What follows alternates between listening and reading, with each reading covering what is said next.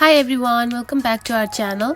If you are using Viber on your iPhone and you are looking to personalize your notifications, you are in the right place. I'm going to show you how to change the notification sound on Viber, so you will never miss a message again. Let's get started.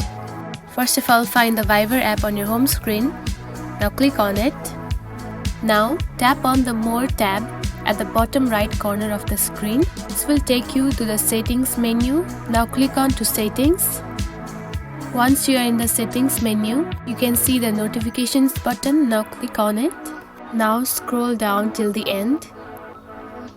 Here you can find the notification sounds. Now click on it. Now you can choose the sound you want for your Viber messages. Once you tap a sound, it will play automatically so you can listen to it. Now find the one you like.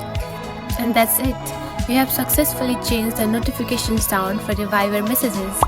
If you found this video helpful, don't forget to like and subscribe for more tips. Thanks for watching.